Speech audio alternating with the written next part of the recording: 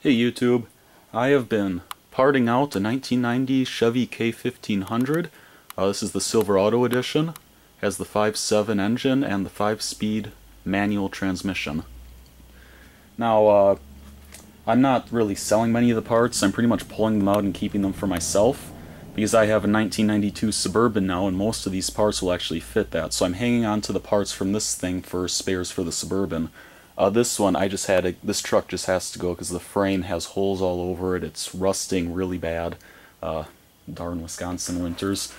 But what do you expect for a 20-something-year-old truck?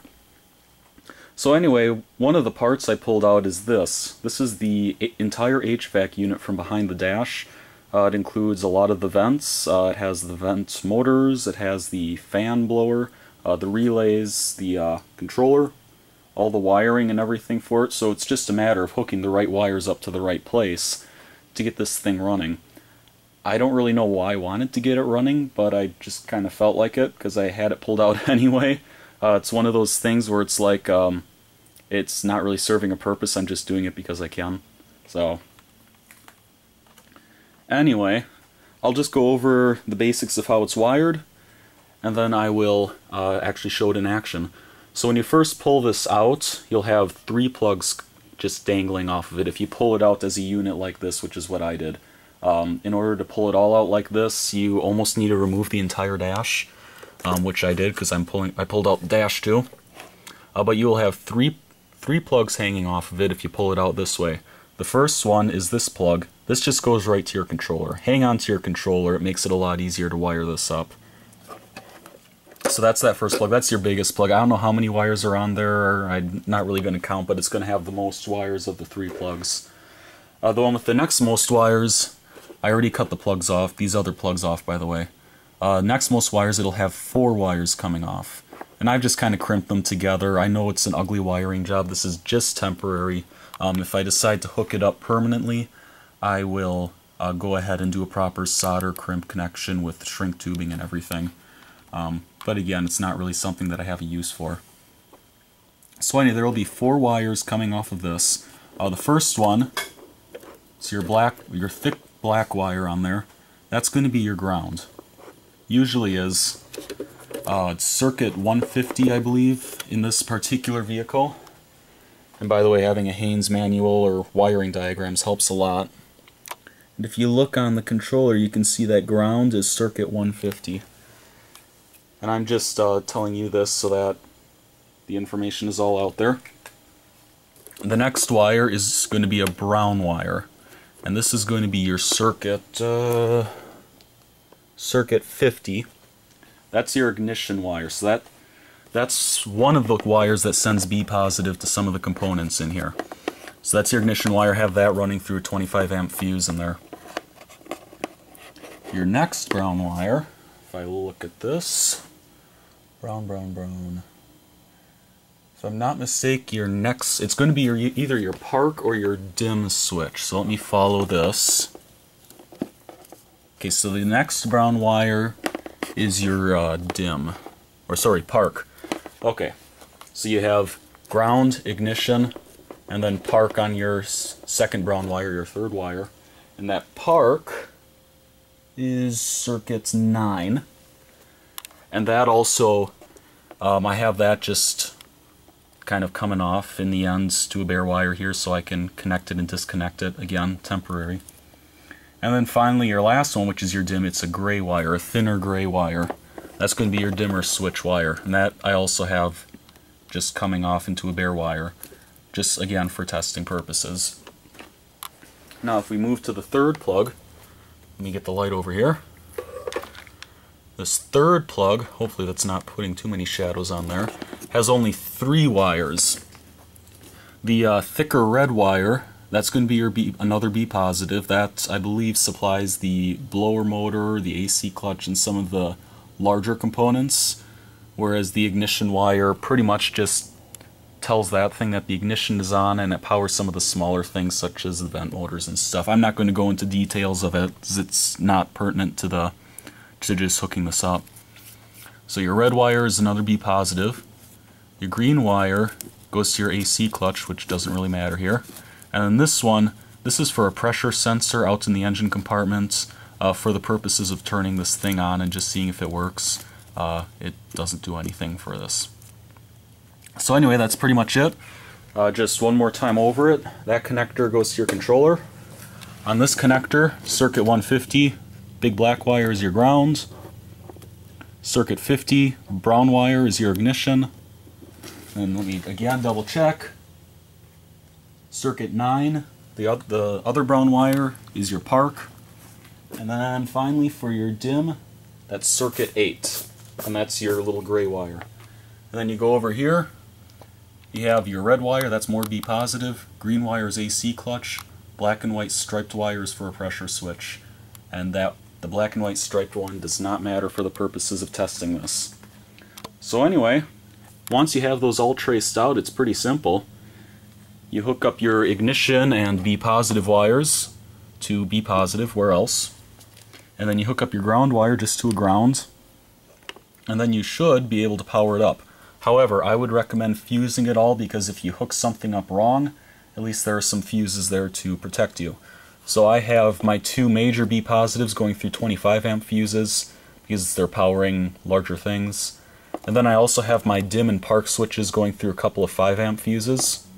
Again, just to be certain, and again, those just end in bare wires on the end, so I can just touch it to the B positive.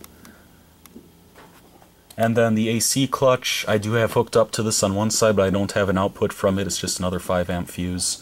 But that would go out to the low pressure switch and the AC clutch in the engine compartment. So anyway, I'm going to turn this thing on. The first thing that should happen when I turn it on is the fan will turn on low, and the temperature will show up right in the middle. So I will just turn on my little jump pack here. I'll kind of try to film this. There you go. So you hear the fan came on low, and the temperature is in the middle, and the position, the vents that comes out of are the bottom vents. That's its default position. If it's been turned on after being disconnected from power, that's the default it'll always go to. Now, I'm just going to kind of show how this all works here, just to show that it all does work. Now, if I want to change the temperature, which doesn't really matter because it's not hooked up to coolant or refrigerant or anything, but if I change the temperature all the way to cool, you'll hear this motor going, and what it's doing is it's adjusting the baffle in there, the valve, whatever you want to call it. It's adjusting it to direct the air through different components, sometimes through the heater core, sometimes through the evaporator. So I'll change this to cool, you'll hear it go.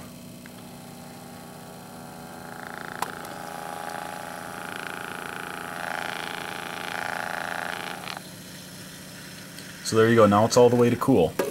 The heat is still technically on because I haven't pressed the AC button. Now just to show you what else it can do, I'll just crank up the fan a little bit. There's medium. You can see it's coming out the bottom, so you can see that tape moving. There's high, medium, low. Now what I'm going to do, it's on low heat right now, or not low heat, it's on foot heat coming out the bottom vents. So I'm going to turn it to the defrost, and you'll see that vent right back there move. So here we go. There it goes. Now there's air coming out of there.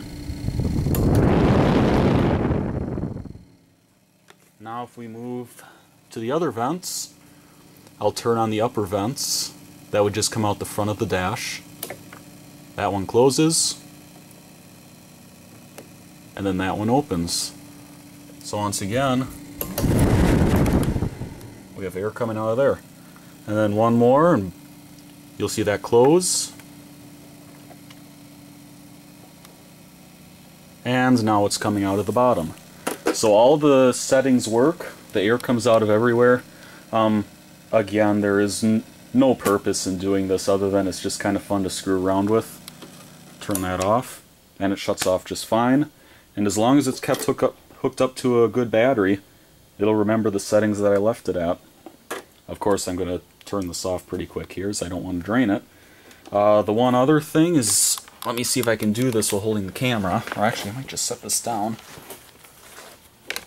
I will film this. Now what's going to happen here is I'm going to hook up the dim switch and the parking light switch to be positive. And what should happen is you will see the display will get dimmer, and then the lights in the buttons will come on. So I will just, it's easier to do this with two hands, usually. Here we go.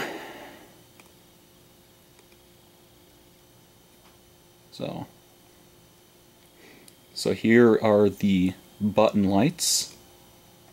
So those come on, and then here is the dim. It's not perfect because I'm just kind of holding the wire on there. So there, that's what would happen if you were driving with your headlights on.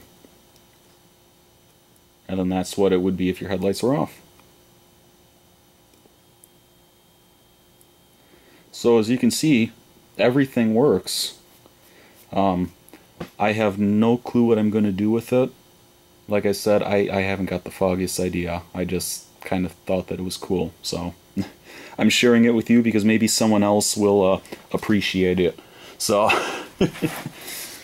that's where it stands. I'll just kind of do a walk around here. The thing, it's in pretty good shape. None of the plastic is cracked, and as I just showed, all the components are good. By the way, another thing, if you're doing something like this, always have a meter. And I also found another schematic online. This actually made a huge difference because I can tell where a lot of the sensors go. Because the Haynes manual only shows the instrument panel stuff. It doesn't show the exact wiring diagram of this whole system, but I can see on this one I found online where every relay goes, where every sensor goes and everything. So here's the back, which is pretty much what you'd expect. You can see the lines coming off of the evaporator and the heater core in there. I just cut them because the thing's going to scrap anyway. I really don't care. If I was actually trying to fix it, I wouldn't have cut the darn things. And you can see the other vent motor back here, or one of the many on here. This one just adjusts the air going in, and you can see the flap down there, and it's hard to tell because it's dark in here, but you can actually see down into the blower from here. So what would happen is the air would be pulled in through here, pulled through the blower. Your heater core and evaporator are mounted in different parts right here. Then your temperature control adjusts so that the air either goes through the evaporator or the heater core. And then finally over here you have another vent motor on the side that adjusts which vent it comes out of, whether it's your feet vent, your defrost, or your dash vents. So it's actually a pretty neat setup. Fun to fool around with. Not much use unless it's actually in a vehicle. So if I actually find anything to do with this, I'll post a video. Sorry if this got to be too long, but I'm just fascinated by this kind of stuff. So anyway, thanks for sitting through this and watching it. See you in the next video.